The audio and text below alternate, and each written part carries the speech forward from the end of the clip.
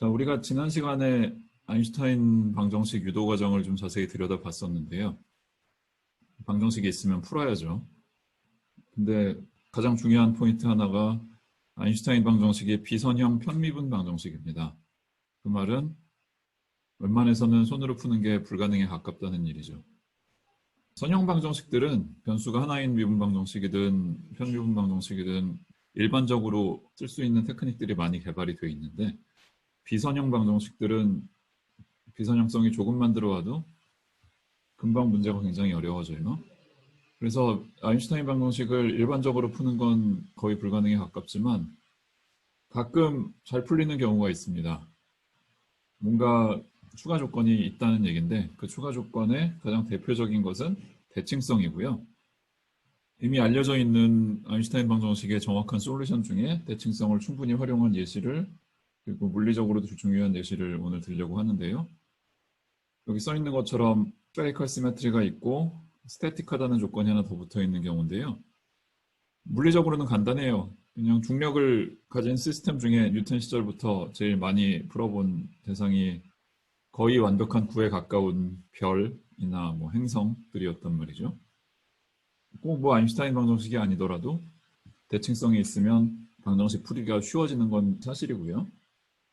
대칭성에 대해서 하나하나 짚어가려고 하는데 스페리컬 시메트리라는 건 뭐 여러분들이 익히 잘 아는 거고 그냥 유클리드 3차원 공간에서 스페리컬 시메트리를 잘 보는 방법 중에 하나가 구면 좌표계를 사용하는 건데요.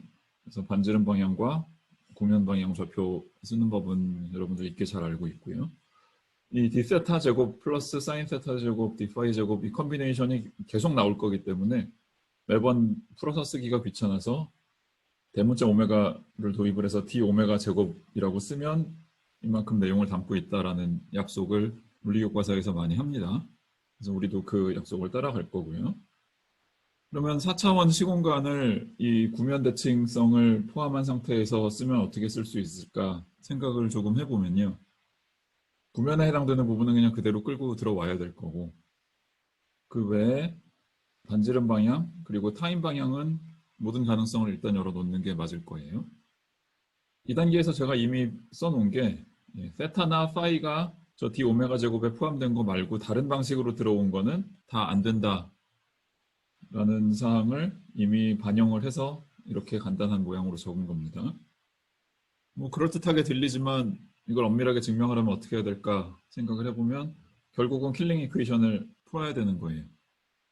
킬링 이퀘이션은 벡터 필드가 주어져야 푸는 건데 벡터 필드를 뭐를 얘기하는 거냐라고 물으면 저 구면 방향에 킬링 벡터가 3개가 있는 걸 우리가 알고 있죠.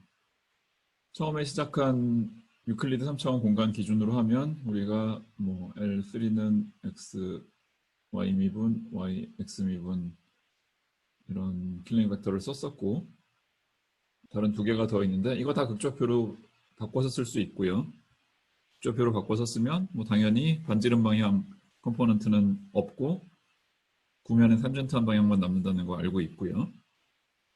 그 3개의 킬링 벡터에 대해서 킬링 이퀘이션을 다 풀면 제가 주장한 대로 GT 세타, T 파이, R 세타, R 파이 다 있을 수 없다라는 것을 증명을 할 수 있습니다.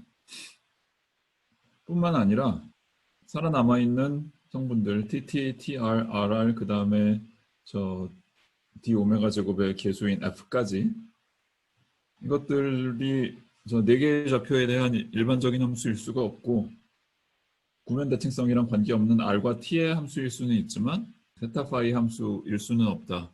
세타 파이에 대해서 의존하면 뭔가 구면 대칭성을 깨는 것 같죠. 실제로 깹니다. 이거 역시 킬링 이퀘이션을 풀어서 확인할 수 있는 사항이고요. 구면 대칭성 없는 경우에 비해서 있는 경우에 매트릭 컴포넌트 중에 0이 아닐 수 있는 컴포넌트의 개수도 많이 줄어들고 0이 아닌 컴포넌트도 독립변수를 몇 개를 가진 함수이냐에서 독립변수의 개수가 많이 줄어든다는 것을 확인할 수 있습니다. 대칭성에 직접 영향을 받지 않는 R과 T에 관한 함수로 매트릭 컴포넌트를 볼 때 이 R과 T를 어떻게 정의할 것인가에도 사실 자유도가 꽤 있거든요. R 대신에 뭐 2배의 R을 다시 새로운 R이라고 정의한다든지 심지어는 R과 T의 적당한 함수로 새로운 R과 새로운 T를 정의한다든지 할 수 있는 자유도가 있어요. 그래서 그 자유도를 적절히 활용을 해서 많이 하는 일 중에 하나가 저 d 오메가 제곱의 계수 f라는 함수를 그냥 뭐 임의의 함수로 놓지 않고 그 f가 r 제곱이 되도록 변수를 다시 정의하자라고 선언을 하곤 합니다. 상당히 편리한 선택지가 되고요. 그 다음에 스페리컬 시메트리 말고 스태틱이란 조건을 하나 더 도입을 했었는데요. 제목부터. 전문 용어로는 비슷하지만 조금 다른 뜻으로 스테이셔너리라는 단어와 스태틱이라는 단어를 쓰는데요. 스테이셔너리가 좀 더 포괄적인 개념이고 스태틱이 좀 더 제한적인 개념인데 스테이셔너리는 수식으로 표현하면 아주 간단해요. T방향 트랜슬레이션이 킬링 벡터가 된다. 스테이셔너리의 정의입니다. 거기다 스태틱으로 좀 더 범위를 제한을 가하고 싶으면 타임 리버설에 대한 시메트리가 있다. T를 마이너스 T로 뒤집어도 변하지 않는다. 이렇게 용어를 구분한다는 것은 스테이셔너리에는 해당되지만 스태틱에는 해당되지 않는 컨피규레이션 같은 거를 감안을 한다는 건데 거기에 정확히 들어오는 게 앵귤러 모멘텀을 가지고 있느냐 없느냐예요. 별이 자전을 한다 그러면 계속 일정한 비율로 자전을 하면 타임 트랜슬레이션 시메트리는 있는 것처럼 보이죠. 하지만 타임의 방향을 부호를 뒤집으면 앵귤러 모멘텀의 방향도 뒤집히겠죠. 그래서 앵귤러 모멘텀이 있는 별은 스테이셔너리에는 해당은 되지만 스태틱에는 해당이 안 되는 겁니다.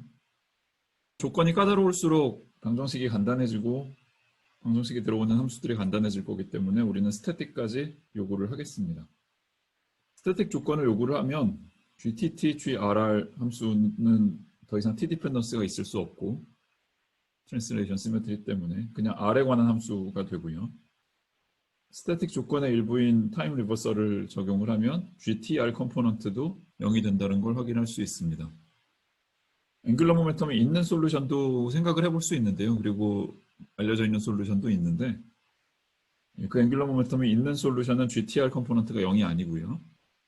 반면에 오늘 우리가 다룰 앵귤러 모멘텀이 0인 그리고 완벽하게 스페리컬 시메트리를 갖고 있는 솔루션은 GTR이 0입니다. 모든 가능한 일반적인 매트릭 모양에 비해서 스페리컬 시메트리와 스태틱 조건을 다 만족하는 매트릭은 컴포넌트 개수도 굉장히 제한되고 그리고 사실상 독립변수는 R 하나만 남고요. 그래서 매트릭 모양이 상당히 간단하게 적히는데 특히 GTT와 GRR을 좀 변수로 이름을 다시 붙여서 GTT는 마이너스 익스포넨셜 2파이 GRR은 익스포넨셜 마이너스 2psi가 되도록 정의를 해줬고요. 전에 우리가 아인슈타인 방정식 유도하는 과정에서 대문자 파이, 대문자 psi 함수를 도입을 했었는데 그때 썼던 노테이션과 비슷하죠. 다만 그때는 1 플러스 2파이에서 끊고 1 마이너스 2psi에서 끊었는데 여기는 익스포넨셜로 해서 파이에 대한 하이어 오더, psi에 대한 하이어 오더를 다 끌고 가는 거고요.